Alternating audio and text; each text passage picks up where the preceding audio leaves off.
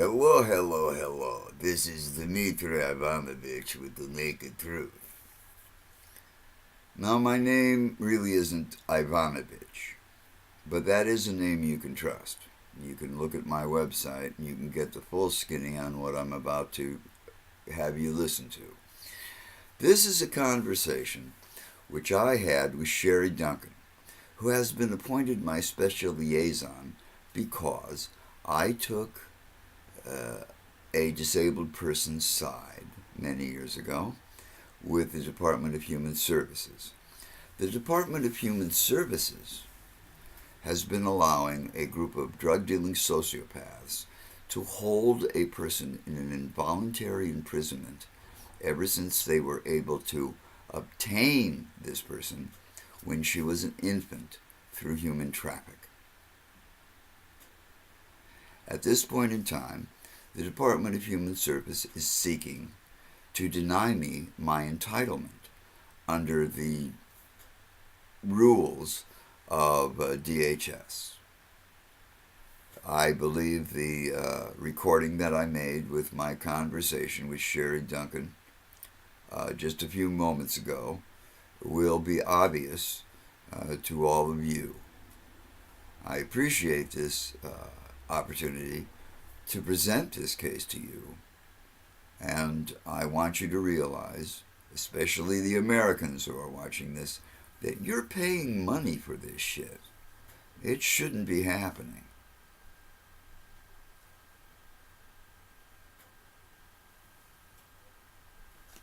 Oh, hell.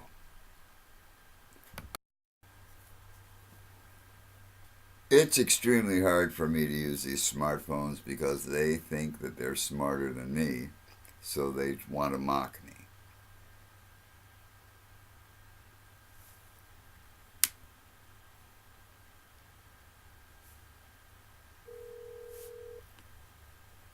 Department of Human Services.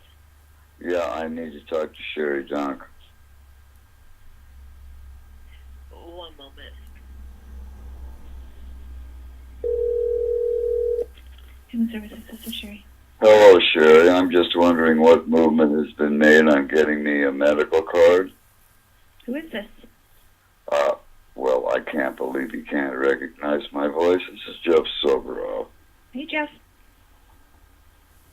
I believe you talked with a worker on the 27th. Yeah. And yeah. Well, on the 27th. Jeff, let me talk. You talked to a worker on the 27th. That's been and more than she put in a request to have your medical card sent to you. Okay, it well, takes how some long? Time. Oh, look, like 4 months? Almost 4 months? Jeff, look, the 27th of January, you talked to the worker. Excuse me. But I've been talking to you about this since last year, for a couple of months. And nothing has been done. I have a prescription waiting for me. And I can't pick it up without that card. And Jeff, I can't get you a card any faster. Well, look, this is a denial of my entitlement, which you people have been attempting to do, and I can prove that, since 2007. Okay, Jeff. Your staff, the staff in your building changed the amount that the federal government has been giving me on Social Security 9 times in a 9-month period. And Social Security doesn't work that way. I never received any notice from Social Security that my benefit amount was changed. You people put on January of 2007, you reported in your own files that I'm receiving $400 a month, and I actually am. And then the next month, you said I was receiving less. Now, the federal amount didn't change at all during that year. It didn't. But you people decided that you would try to obfuscate the process. And you did everything Jeff, I thought you called about your medical card. Well, why are we talking about this again? Because this is your tactic. Now, I can't believe that. I have my administrative rights have been stopped. And When I called, no, you gave me a number. You gave me a number in Des Moines. You gave me a number to call so that I could expedite this. And what happened? I was hung up on. I did not give you a number. Oh, you didn't? I gave you a number to Des Moines? I keep very good notes on every time I talk to you, Jeff. Hey, you know what? I make videos. Why are you yelling at me today? Because you're shouting me down. No, I'm trying to get a word in edgewise. Absolutely. Look, I have got. There's nothing I can do about the issue you keep. Yeah, there is something you can do. Your original call was about there is something you can do. There is a person. And I told you that you talked to a worker in your office. On the 27th There's of January, a person in your office. There is a person in your office. There is a person in your... It takes more than 5 days for something like that to be completed. No, we've been talking about this ever since Jeff Smallwood removed my medical card from the room I rented from him. And that was a few months ago. You're lying. You always lie. The people in your office always lie. Well, look, I think, okay, so are you going to be available, or will somebody be available when I go to a pharmacy to pick this up that will say, yeah, Mr. Sobrow has a medical card, and they will give him the numbers? I am not. So far, that has not happened. Jeff, you know, again, that did happen. That did happen. Okay, here's the deal. We got 2 minutes to talk. If you're going to yell at me, I'm going to hang up. If you're going to talk to me respectfully, then we're going to continue the conversation. Stop shouting me down. I'm not. I'm trying to get in a word in edgewise. You keep telling me the same thing, Jeff, over and over again. You keep doing the same thing. I keep now when someone let's just suppose. Okay, we got less than 2 minutes because you're yelling. So I'm putting you on a timer. 2 minutes. Go for it. Let's just suppose the pharmacist from Walgreens calls you and wants to verify that I have a medical card. Is somebody going to talk to him? I don't know. You don't know. Well, you see, has that happened before?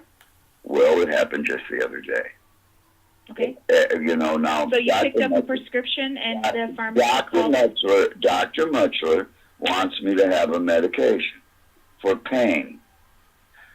And you know, they don't give you this kind of medication unless you're sure. Jeff, I don't need to know what kind of medication you're getting. Well, you know, that's none of my business. Well, you know, none of this was any of your business. Okay. Well, obviously, I'm not being helpful to you today. So, do we need to continue the conversation, or? What I need to get is an answer. Now, it's been past in this history of Felderkarp has been a pharmacist can call DHS. When was the last time that happened? Well, that happened just a few days ago. Now, okay, well, if it happened a few days ago, you're telling me that the pharmacist called the office and asked if you have an active medical card, and we were helpful. So, no, you weren't helpful. You weren't helpful. What did we tell the pharmacist? We didn't tell him anything, though. There was no answer. And we're not going to tell the pharmacist anything this time either. Why? Because if they didn't last time, that's the policy. So the policy, then, is to deprive me of my entitlement. I am not saying that. Thank you for your answer. You're asking me to answer are you on Facebook? Are you on Facebook? I asked you what happened last time. Because you're on Facebook today. Okay, and Jeff, I want to talk to you about that. Are you still there? Yeah, I'm here. Okay, good. I want to talk to you about that.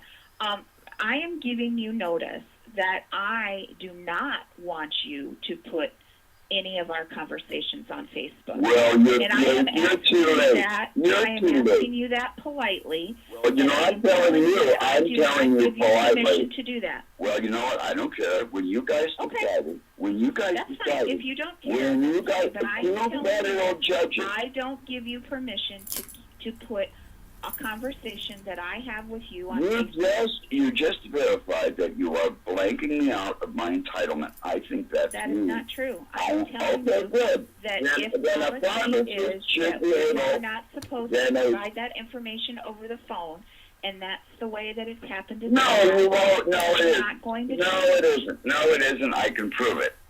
I can prove it. And you know what? If you don't like what the public is going to hear about you, I suggest I have another. I am telling you, Jeff. This is I don't care what you're going to do. I do not what you're going to do about it. What you're going to do about it. I do not give what you permission to put. What do you think you're going to do about it? That I have with you that I better be able to get my medication today. Because if I don't get my medication, I'm not threatening you. Really? No, I'm not threatening you. I'm telling you, I am a journalist. That item has been adjudicated by Nancy Tabor in the 7th Judicial District, where you are. It's also been adjudicated by 2 federal judges. I am a card-carrying journalist. This is an interview. Every time you talk to me, it's been an interview. If you want to threaten me, what are you going to do? Tell me what you're going to do. I'm not going to do anything. That's right. You can't do clear. I don't care about your permission. You get paid because you're shouting it down. Yeah, I'm trying to have a good conversation. Well, you're trying to obfuscate my entitlement. You are obfuscating my entitlement. We have been talking about this for more than 2 months. And I still haven't gotten a medical card in more than 2 months.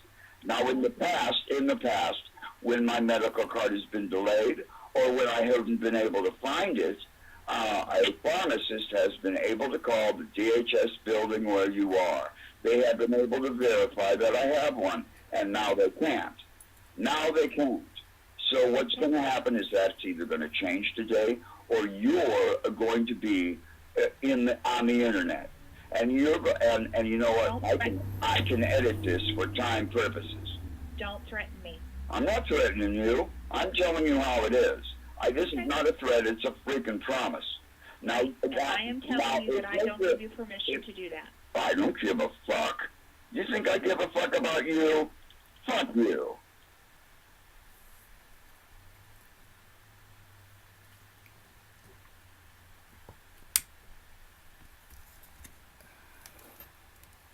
This problem started many years ago.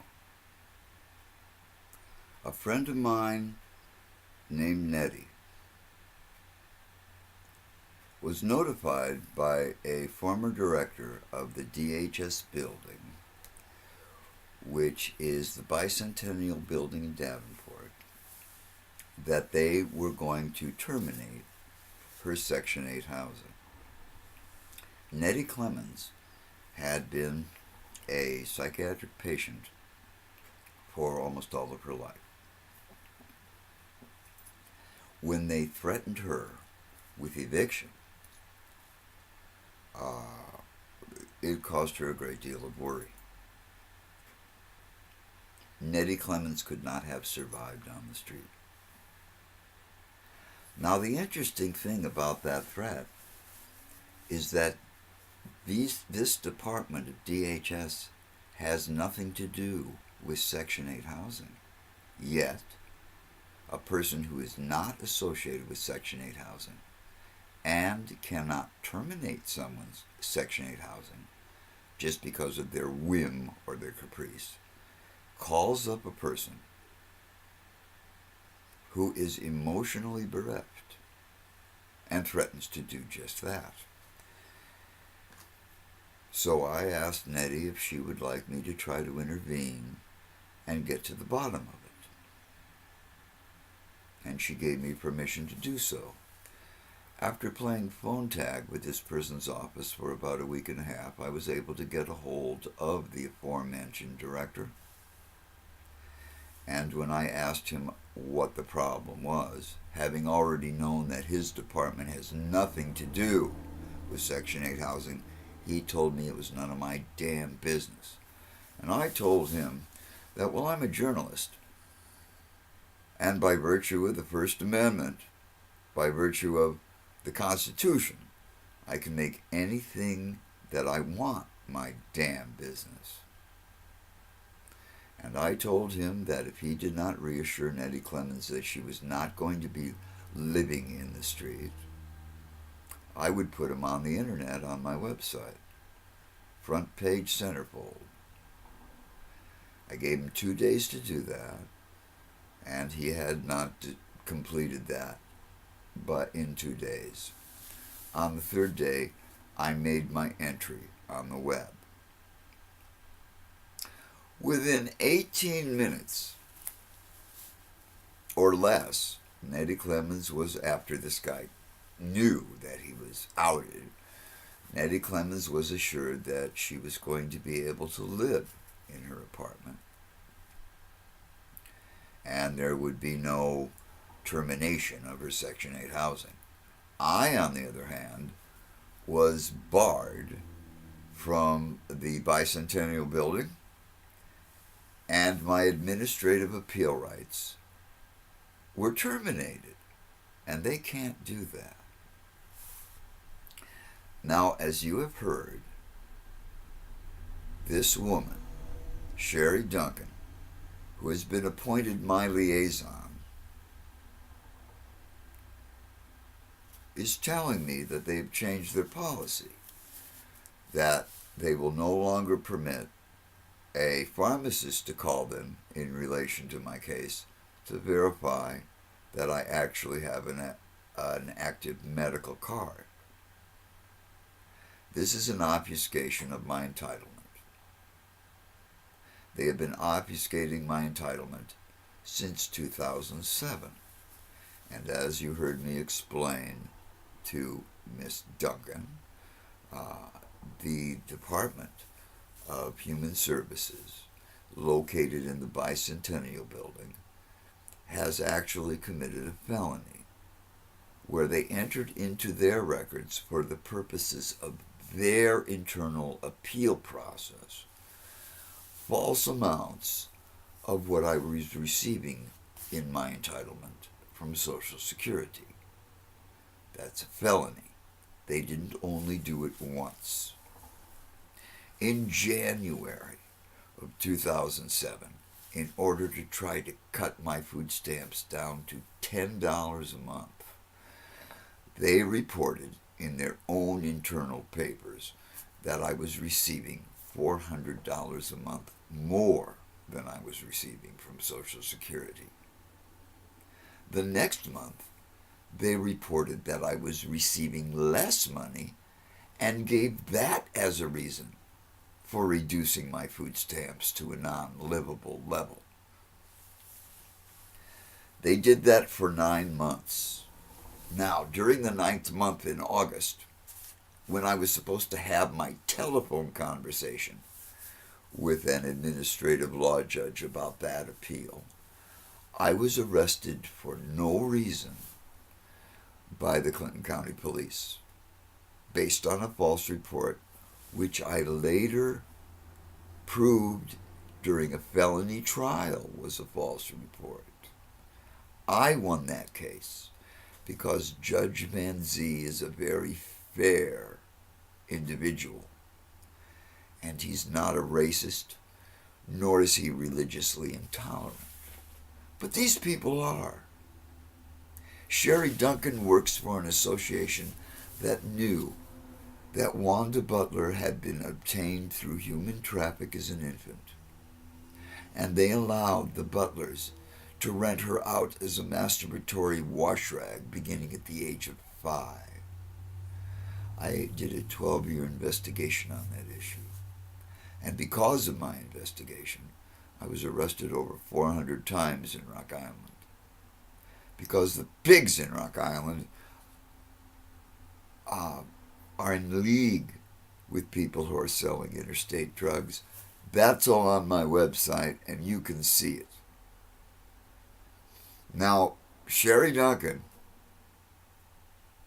is a person to be reckoned with because she's doing something which is illegal. They are depriving me of my entitlement. So that what you're going to do, Sherry, What you going to do? You said you were going to do nothing about this. Well, I guess there's nothing you could do, because now you're famous. Have a nice day, Sherry. This is Dmitry Ivanovich with a naked truth.